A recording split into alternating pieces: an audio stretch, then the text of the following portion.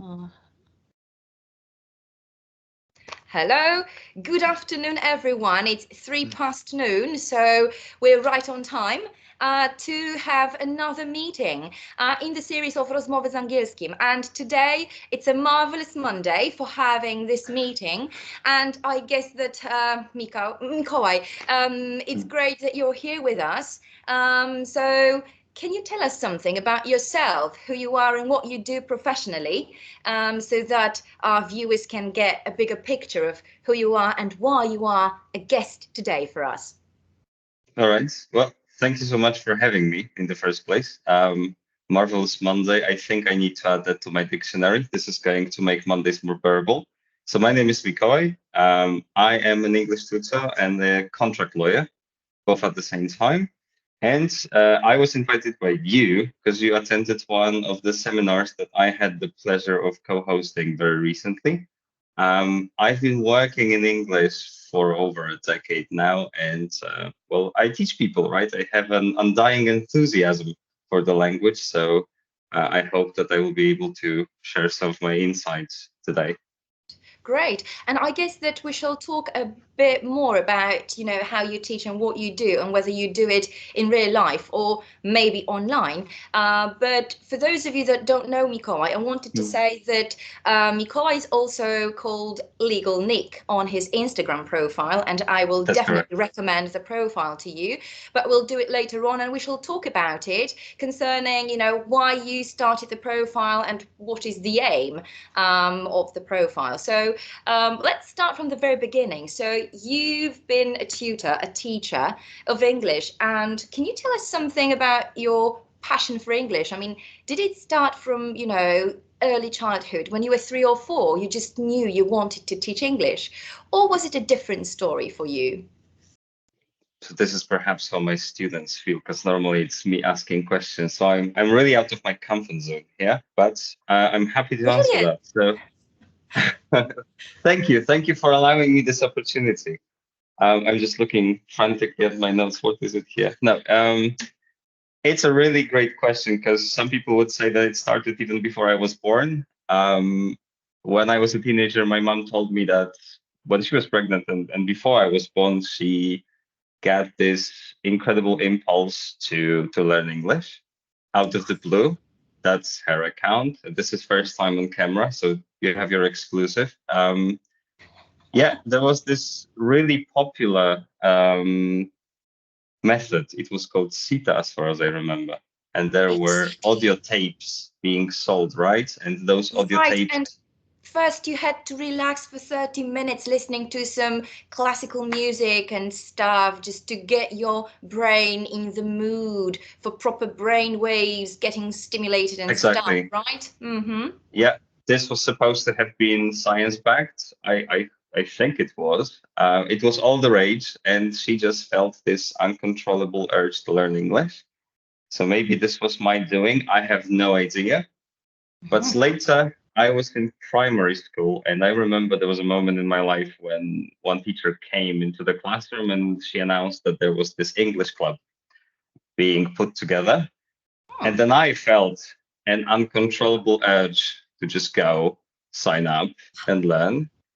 And I still don't know why this happened, to be frank. So And it might have been your mom, and it might have been somehow subconscious, that you just felt the urge and you just wanted to go there. Brilliant.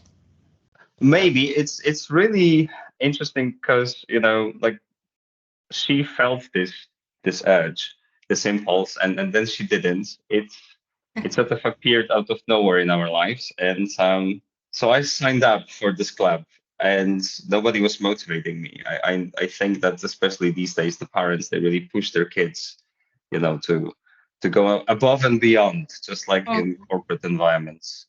This wasn't really the case. I was a really good student. I had no problem with grades. My parents thought that extra learning outside of school was for kids who were struggling, who had some difficulties getting, grip on the material. But I went to this English club and we did all the textbooks ahead of time. So I always got perfect grades. I found it really practical back in the day. This this was empowering to just know what the teacher was going to say before the teacher said it. That was an amazing feeling, but I didn't really capitalize on that. And then many years later, when I was in junior high school, when they still existed, I feel old now saying this, but yes, this was when they still existed. A friend of mine, he brought this weird piece of paper to school that changed my life. One sheet of paper, because it completely crashed my system, and it got me thinking. So my friend brought the FC certificate to school for the English lesson. And well, it rocked my world. So I started asking him questions, and I couldn't understand that some people would learn outside of school to get a job at the age of 14. This was completely unknown to me. Really? And yes. So your friend actually got the certificate and he wanted to start working at the age of 14. No. He didn't want to. It wasn't for him, right? So, but he got a certificate, and well, it was like outside school. So you thought that there might be a completely different way than just school then. Yes, I couldn't understand why he would do it in the first place. It just completely disagreed with the map of the world that I had back in the day. Because, you go to school, you get your perfect grades. Your grades are the reflection of how good you are in life. That was my understanding back in the day. So why would you put all this extra effort and do the same thing that you're doing at school? It didn't make sense to me. Maybe I had to pay for it, and you pay for it, and you pay for extra time for it, and you exactly. put some effort into it as well.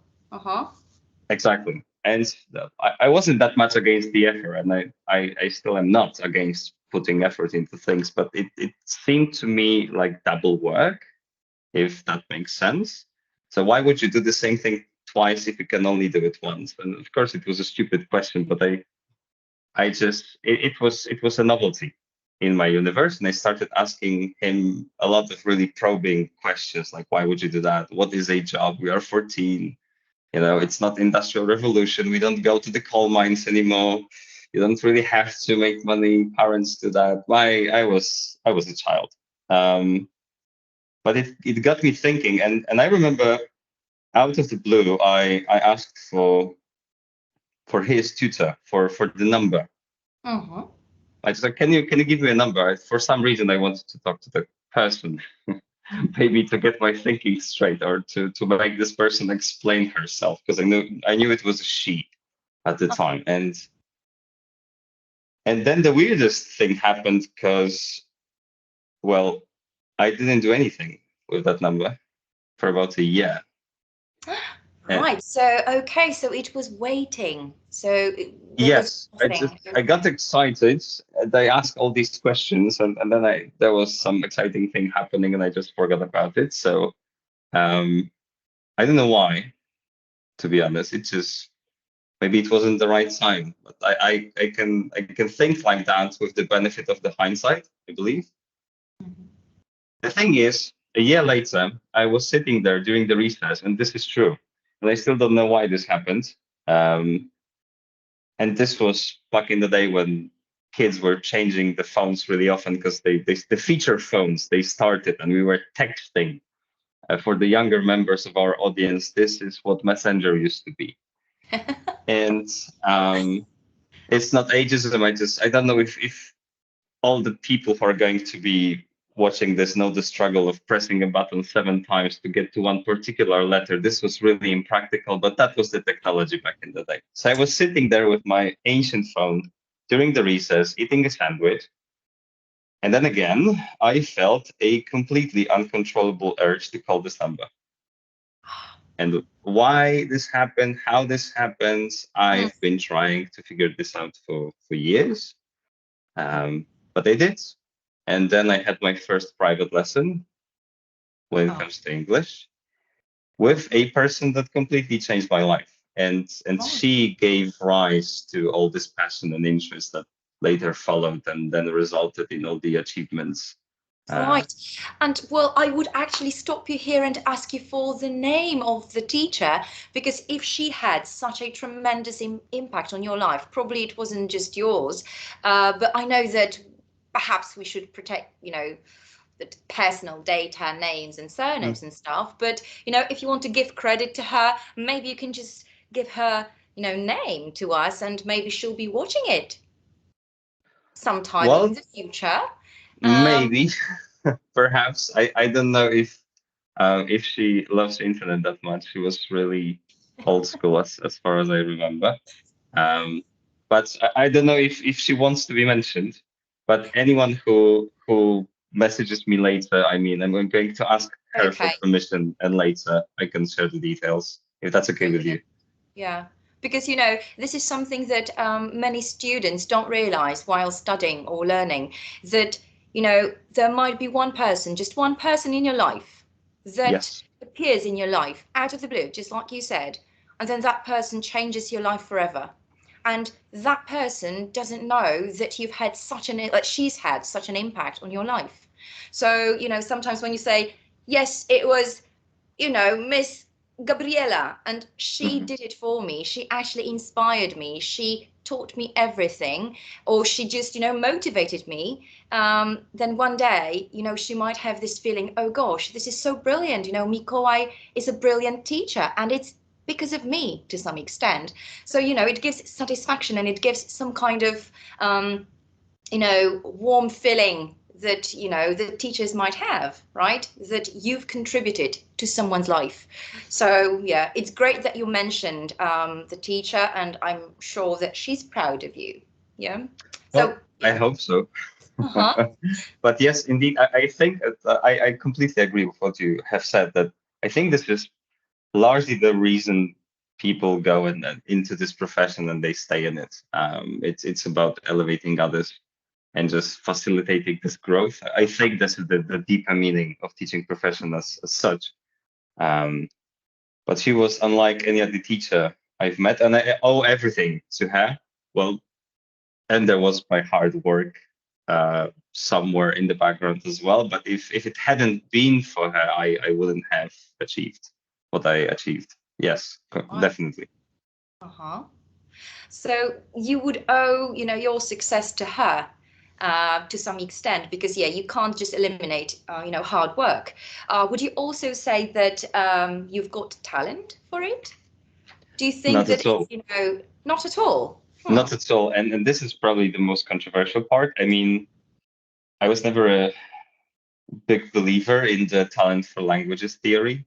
Back then, I was in the mathematical class, as it was called in our school.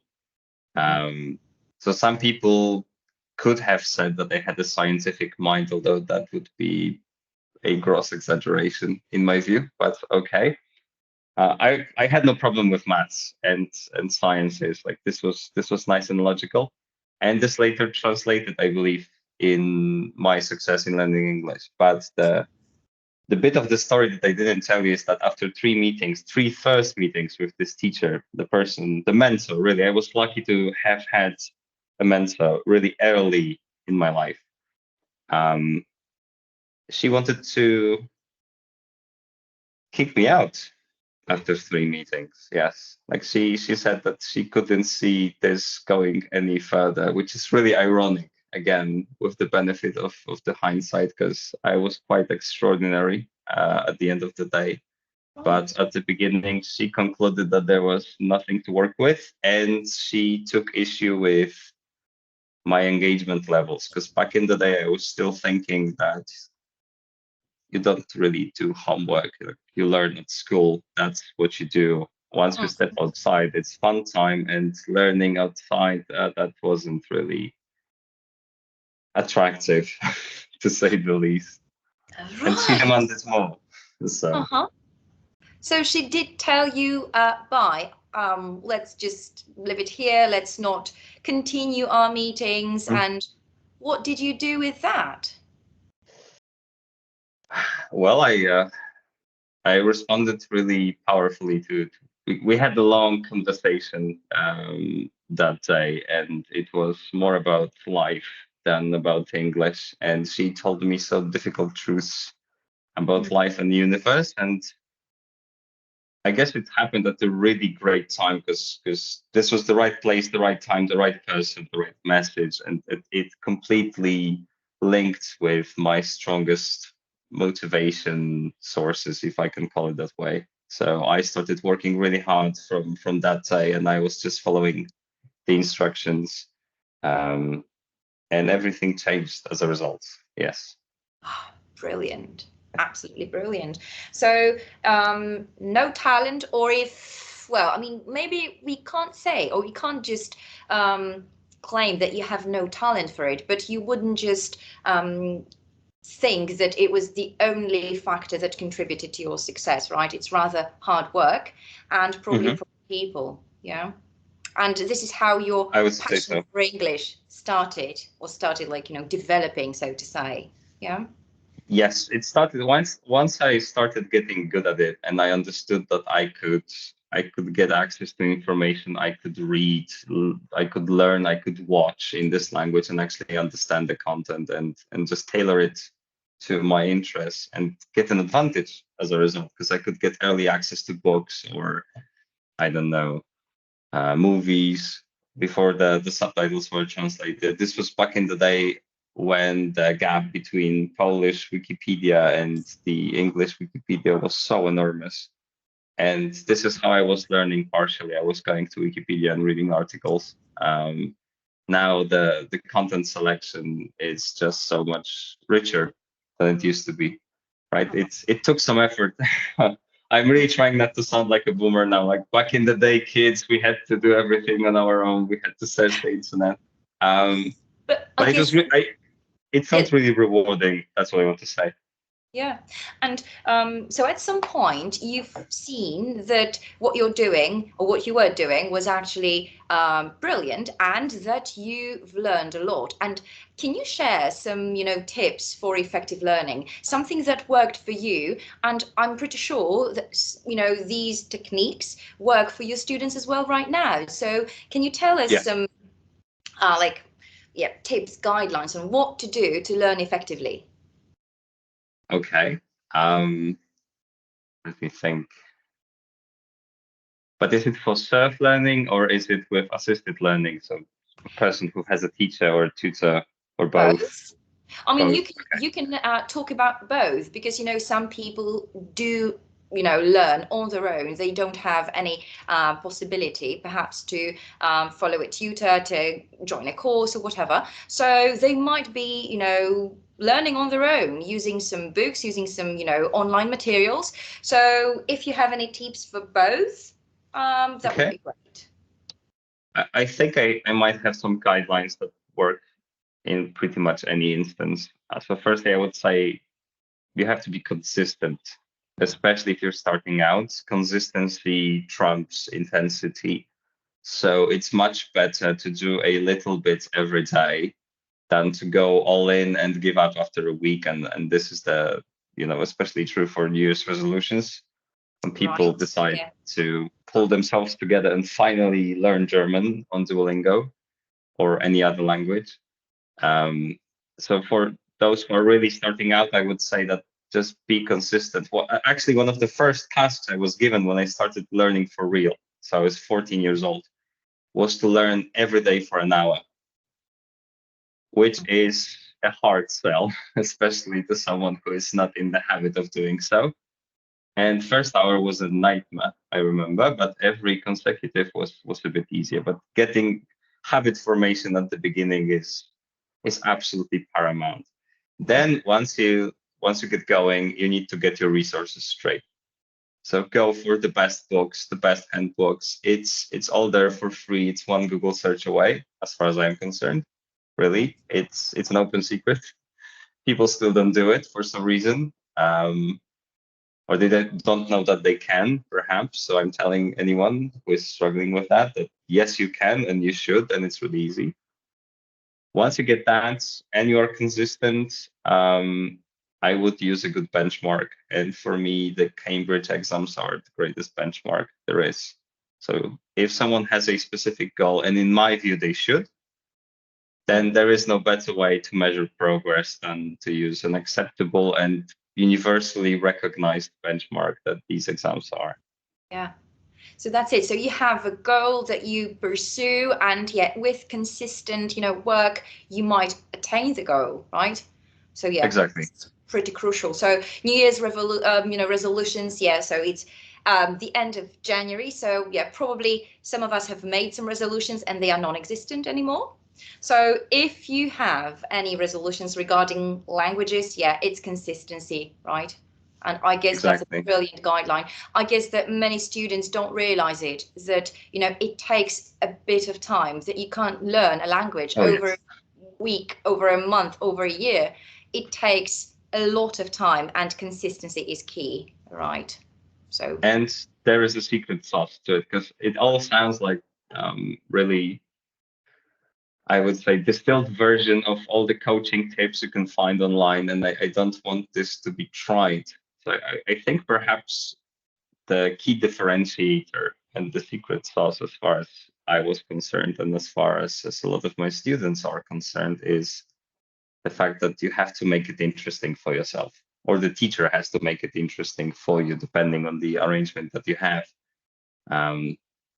So, people assume that they really have to go by the book and they have to complete chapters in certain order, or they have to stick with the selection of topics that is given. That's completely untrue. So the effective tactic that I used was, I was just checking the news, seeing the topic, looking for something that was of interest at a given moment, and I was just exploring that online. And this proved to be much more effective than reading up on something that wasn't interesting to me in the first place. Because I believe that once this initial motivation runs out, right, the newest revolution, as you said, I like that actually very much, that for many people it is a revolution. And then this enthusiasm starts dying out because it becomes this, it becomes homework. It's not really sexy as an idea. But if it becomes exploration, on the other hand, then it might bring about results. Right. And I guess it's really crucial what you've emphasized, the fact that course books and different types of materials are very often based on topics that are quite irrelevant to many learners, or they are just boring or too mundane. And I guess that, if you want to explore the language, and if you are to talk about, the stages of life, early childhood, and then, being a teenager and, entering adulthood and stuff. I mean, yes, it might be okay, but will it really stir this thoughts and emotions in you? Will they help you, see that there is something more than just, teenagers, adulthood, children, etc. I guess it's just too boring, right? So I guess that you can't rely entirely on books and course books, handbooks, materials that are prepared for everyone, because they are universal. And I guess that we have all different interests. So consistency, and then, following your passions, and the combination would probably be perfect, right? As we can see with you. Right. Well, thank you. Especially these days, I mean, there is such a vast array of podcasts, YouTube channels, everything. There's just pick one. Honestly, that's always my advice, and focus on something that's immediately practical to you, because nothing builds momentum like that. If it is imposed and it feels like a chore, chances are you're not going to follow up on that. And then it's really reasonable. That's how human beings work, as far as I'm concerned. So you've got a lot of insight, and you've got a lot of reflection on your learning. And what about teaching other people? Can you tailor, your lessons or meetings to individuals? Do you work with groups of people, or do you work individually? And do you ask what the people need, or what do you do? How do you teach people? Because you know what worked for you, but does it work for your students as well? Do you need to adjust? Do you need to be flexible? Or do you just, use one great strategy for everyone? I just yell at them. You know, it's It always traumatization works so well every time. Why would I give up? No, I'm joking, of course. It's a great question. So I've been doing this for quite some time, and it has become natural to me. I can adjust. Like one of the talents that I have, and I actually did this test, the Gallup survey on the talents and predispositions. And in the report that I obtained, it said that my strongest quality or talent, as they call it, is empathy. So I'm capable of calibrating and adjusting to the person that I'm speaking to. I can sense their emotion, and I sort of know what will make this person tick in a way. But well, I'm a professional, or at least I like to consider myself as such. So I always ask people what they need in the first place, and I just lay it out in front of them, and I keep it in a tangible form so I can always use it as a reference point in case we need to course correct. But I believe that if you don't get these requirements straight, then you can't really provide the best assistance to the person, even if these are just going to be casual conversations, but you need to get that straight so that you know what to prepare or how not to end up with this client being disappointed, right? So yes, I do always ask because I think that's what professionals should do. Right. And this is, a nice, I guess, a smooth place for us to continue to teaching and learning specialized languages, because you are a language teacher, but you also teach legal English, right? Yes, I do. Which, well, leads me to another question, like, why legal English? Are you planning to become an advocate, a lawyer? Like, where did that come from?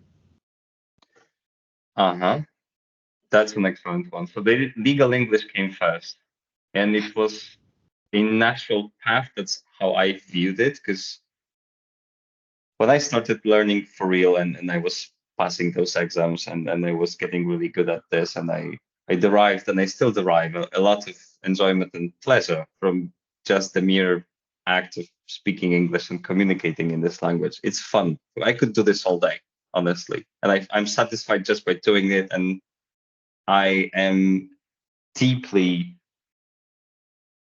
satisfied with how accurately I can express myself. But this was a long sentence, and I took pauses, but I'm trying to find the best words to formulate that. It really is the gist for myself, right? I love speaking in this language, simply put. So when I passed the CPE exam and I obtained the proficiency certificate, I was overjoyed. Obviously, I was over the moon, and then after the celebration, which was brief, the next thought that came was, what now? Yeah. I felt sort of like a character in a video game that completed the main story and is just standing there, and there are no missions. Like next level, like what's next, right? Exactly, right? And this is usually where the adventure ends for people, and I didn't want it to end, I suppose. So I started looking for next areas for my personal development, and specialized English came up immediately. So I started with the business English, and then with legal. Along the way, I graduated. I graduated law. I have a law degree. Later, I started the advocate traineeship. There was a moment in between. I had 3 years of break between the two, and I was trying to figure out really what I wanted to do with my life. And but the economic reality of capitalism, came in, and I had to find a way of securing income. So teaching English came to mind first, and this developed really organically. I started with helping people out with homework, and then at the end I found myself teaching specialized groups of lawyers and helping them prepare for the TOLS exam at the end. Right. So this came about really organically. For those of us, for those of us that have no idea what TOLES exams are, can you explain what these exams relate to? Because not everybody might know it. Of course. It's test of legal English skills. That's where the TOLES abbreviation comes from. And it's a certificate that proves your command of English language in this specialized area. And there are 3 levels: the really basic foundation, the higher, and the advanced. So depending on your general command of language, you can tailor the specific exam for your needs, and it's universally recognized as a proof that you are well versed in the subtleties of legal English. So technically, it's not just a certificate. It is something that might prove your abilities all over the world, right? It'll give you, it'll give you an upper hand potentially. If you want to work abroad, whatever, it might be a really good certificate. It's not any certificate. It gives you credit, for what you know in legal English, in specialized languages, right? Exactly. 100%. This is the legal English equivalent of Cambridge certificates. Like that's the best way to summarize that. Yes. Right. And so legal English developed somehow organically for you, and I do assume that you also love it because you've studied law, right? That's right. Yes. Would you say that the fact that you've studied law somehow helped you out in understanding, the intricacies of legal English, legal Polish, etc.? Because for Absolutely. us, my students, we do have some classes on specialized languages, and it's legal English, it's a bit of medical English, a bit of technical English. And the thing is that, you need some background knowledge in law. And most students of, English studies, English philology, they don't possess the knowledge. And it's quite difficult to teach specific notions to them if they have very little knowledge about law, right? So is it better for you, or would you recommend all students of English that they study law as well? That's a good question. Because once a lawyer told me that, you can't be a good translator, if like legal translator, if you haven't studied law. If you have no idea, or if you have very little knowledge, you can't be a good translator. Would you say that it is the case that studying law will actually give you this, up hand, and it'll be really advisable? Undeniably, but mostly for practical reasons. So I agree with the latter part. If you lack knowledge in this particular area, you're going to struggle with translators' work. This goes without saying. I also do some translations as well, and I actually, before I started teaching legal English, I was collaborating with few lawyers, and I was helping them translate contracts. And came about much more easily to me because I understood the Polish equivalents and I could get the message across to these people, right? So it's a really linguistic exercise rather than legal, I would say. Although some people might argue that the practice of law is also about using language in a very precise manner. So this is where those 2 areas overlap for me. Definitely a person who has a law degree is going to have this advantage of just being familiar with the lingo straight up. But I'm not going to be this Asian tyrant telling everyone that they should get a law degree and a medical degree and an engineering degree at the same time, of course, and an MBA and KFC and whatnot. Because this might not be the best solution for each case. Of course, if someone has an ambition and wants to get a law degree, I mean, I fully support it. I don't mean to discourage people, but at the same time, I don't believe that the degree is necessary to get familiar with the lingo. Not really. You just need to read up on this, and then there are resources available, and then you can absolutely self-educate in this department, I believe. And the next question is this the reason why you've decided to use Instagram? You know, to create this legal nick profile. Was it your goal? Did you have it in mind that you will use it, you know, for people to learn something from you? Because you share some content, right? That's That right, is yes. definitely specialized. So it's not for everyone. Still, you've decided to use this like social media, you know, platform where people, you know, follow different types of people. You've decided to, you know, use Instagram for legal English. And do you think that it'll be, well, useful for people? Do you think that you might inspire people and just, you know, teach them what they essentially lack because of, you know, not being lawyers, right, or advocates or whatever? So do you think that you might contribute to people's lives in the sense that, you know, I'm not a lawyer myself, and once I found your profile, I was like, brilliant, really nice, you know, words and idioms and stuff. Like, I might like it. I might share it with my students. I might tell them that there is a guy who does brilliant stuff for free on Instagram.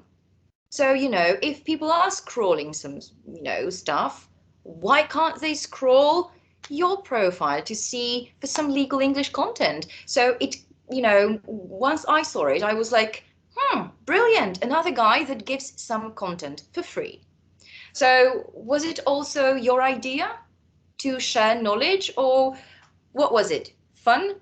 The fact that you want to promote yourself to some extent, or like what was the idea behind it? Yeah, Profile, I get your legal point.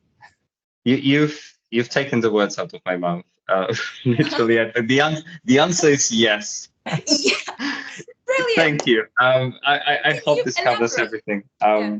No, it's I was grappling with this idea of publishing more regularly on social media, because this for me, and I think for a lot of people who are struggling to even start out with some content that they would like to share with the world. So my thinking was that this was the internet equivalent of an audio cassette with listening exercises, right? I was thinking that I would be imposing myself on people, or trying to fit in into some niche, and just that seems fake a lot in many instances. You know, if you just randomly carpet bomb people with content, they might have an idea that you have a hidden agenda. I was just skeptical, but these were completely limiting beliefs, and then this was some groundless criticism, I should say. So yeah, I want to stand out. This people recognize me in this niche already, and I just want to have a bigger impact. Definitely, right? That would be a typically millennial response. I just want to make an impact. I want to promote myself, of course, and then this is branding. I'm not using any aggressive advertising techniques.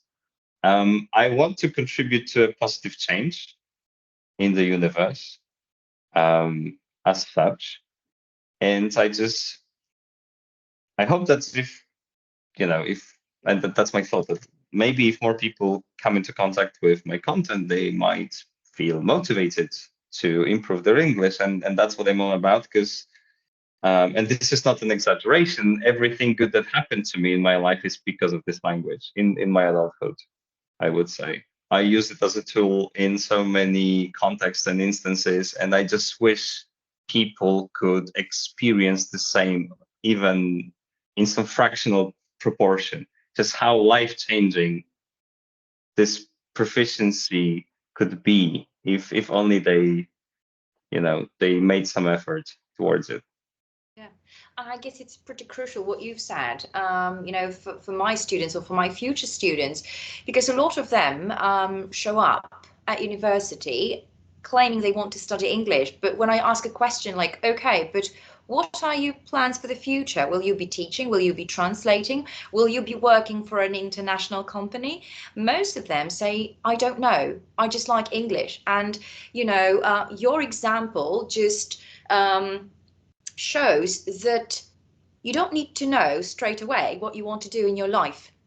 But if you pursue your goal, at least with the language for some time, consistently, and if you have brilliant skills at this, language, you can do whatever you like. You can either pursue the career of being a translator, maybe you might specialize in languages and still become a teacher, and maybe you can also work for international companies. So I guess it's what you make of it, right? But the idea that you have this brilliant level of, English gives you, or the world is your oyster then, right? You can do whatever you like, but you need to I would say be so. consistent, Yes. right? Oh, And I guess, Jakub, you might we have have a question. comment. They are Okay, not okay. asleep. It's Go on then. amazing. Yes. Maybe maybe not the question, but I just wanted to also add that it's a similar case with me, because when I started studying English philology, it was only because I was good at my English, because for a long time when I was in high school, I didn't have a set path for my future, but thanks to my studies and how we are performing at Anglicus, our club here at Politechnica, now I have my path set, and I want to be a translator. First, I want to start at some companies, whether it be international or regional, but and then maybe in a few years' time, I'll become a legal translator, just like you. So we'll see how the future will look like. Well, I'm gonna keep my fingers crossed for that. But I love that. That just having a path and knowing where you're going, this allows you to course correct. And contrary to the popular belief, not many people actually set this trajectory. And I was in the same spot as you were. Like at the beginning, it's hilarious, but it's true. Once I started studying at a university, and I was in this conundrum that I needed money. I didn't even have the idea to teach.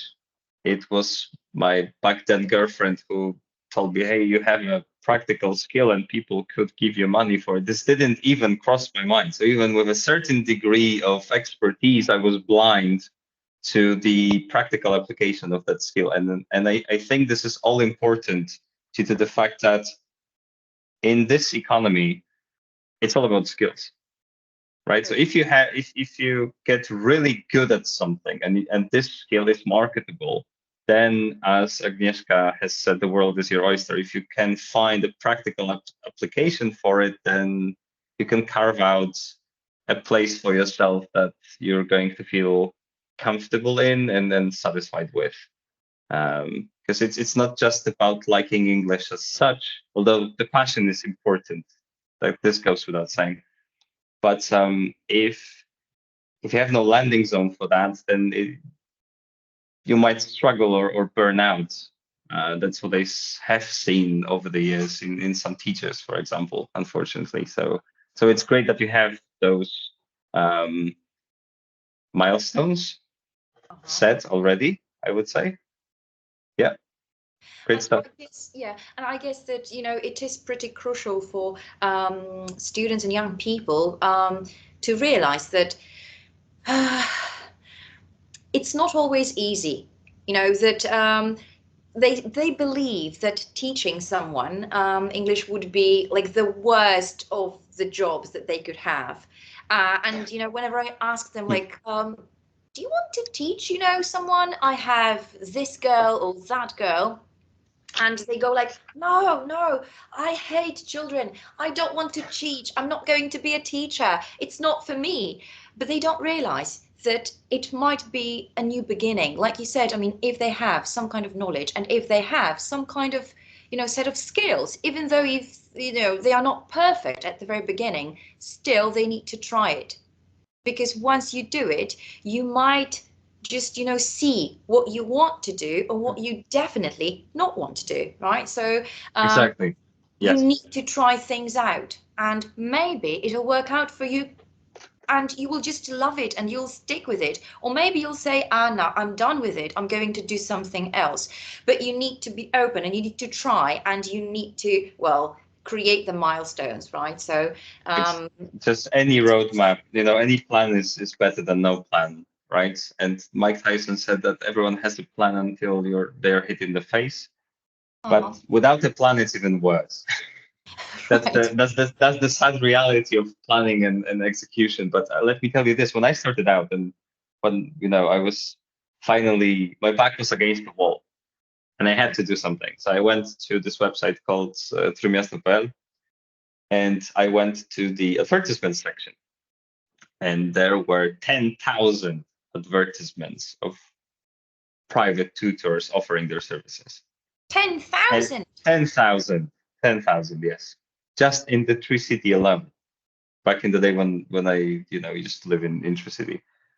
And if I had given up, then none of it would have happened. I didn't know this back then. It's extremely easy to discuss any success that you might have achieved with the benefit of the hindsight, but really, I wasn't even thinking in those categories. You can hear those debates a lot, especially when it comes to the other industry that I'm in, which is the legal industry. That the market is saturated. There are too many people. Fewer and fewer clients, and the prices are going down. But I wasn't even thinking about that. And in fact, the first answer to my advertisement came the next day. So people are thinking, what if it doesn't work out? What they should also think, what if it does? What if actually suddenly they have 200 people wanting to do something, right? Or 40 or whatever. So this might go either way. And there is no good reason to get discouraged at the beginning if you really want to try out, even because it started with kids, with helping them do their homework. It was great. These were brilliant kids, and everything went fine. And I made some decent money while I was studying. So it is possible, despite the fact that you see so many competitors trying to sell their services, right? Because that's what it is from the market perspective. Yeah, right now, so it's competitors, it's AI, it's different types of applications and stuff. So some students also say that, what we're doing here is completely irrelevant. I mean, soon we won't have any teachers, we won't have any lawyers because AI, will replace us. And, then we might have some classes with e-bots or avatars and you name it. So they have this feeling that, the world is changing so fast. And what we're doing here and now might be irrelevant, that it might become obsolete, in 3 or 4 years' time. And they've got this feeling that, what I'm doing now won't be enough. But they won't know unless they try, right? And talking Exactly. I just touched upon this, AI and chatbots topic. So can you tell me something about, because we're going to end soon, what about the challenges that students might encounter while learning, specialized languages? So we talked about learning general English, but what about specialized languages? Are there any challenges, any difficulties, and how to cope with them? Can you tell us something about that? Yes, of course. So right off the bat, what you have already mentioned is the unfamiliarity with the lingo in the mother tongue. This can be a huge obstacle because just translating a certain term does not guarantee your understanding of a given legal institution or a term as such.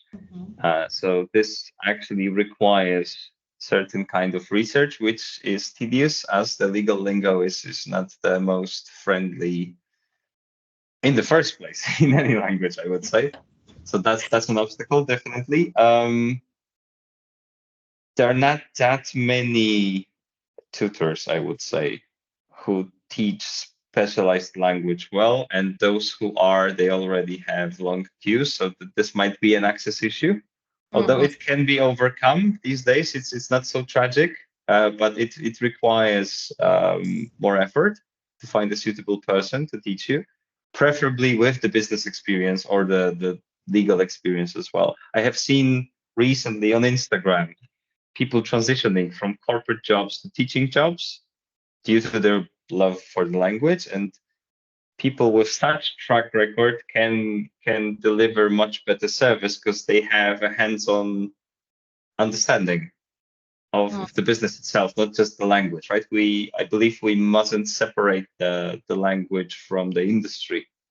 I would say this is a mistake long term if someone really wants to improve in that area, right? So it is inevitable to come into contact with industry news, industry terminology. You need to get your head into it. Really, that's what it is. This may be challenging depending on the personal circumstances, what the person does, what's the industry, etc. But the good news is the resources are there, and it is perfectly possible for anyone. That's why you should follow Legal Nick on Instagram for some perfect legal content, because I guess that, that there will be more, right, content to come, so you can learn continuously. You can do it in your free time, so you can also, so like you said at the very beginning, I took part in a brilliant webinar concerning contract law, so you can actually, like all of you watching us, you can learn, develop in your own time. You can improve your skills, and it is worth it. So as long as you have some kind of idea, for your future, or even if you don't have it, try these things out. Different types of webinars, different types of courses. Try to go out into this world, try to venture into different possibilities, because English might help you achieve what you want, even if you don't know what you want right now. Yes. Yeah, I would 100% agree with that. Yes, indeed. And Mikołaj, would you give any advice to my students, to students of English, anything that would just help them continue with what they have, to those that may be discouraged right now? Like one final thought, what would it be? But people who are discouraged regarding learning more, that's what you have in mind. Yes. Learning English, learning legal English, because sometimes I get this kind of questions like, but why do I need that? I'm not a lawyer. I'm not going to practice law anyway. I'm not a doctor. I won't use technical English. Like, why do we do this? And it's sometimes quite difficult for me. I mean, I know what I want to say, and I try to explain it to them that, well, you will use it sometime in the future, and I'm sure. But you are not, me. You are still a teacher, a lawyer, probably soon, an advocate maybe. So how would you motivate my students and other viewers to learn, English all the time? Okay, To that's never a hard stop, sell. to never cease to do it, To never cease to do it.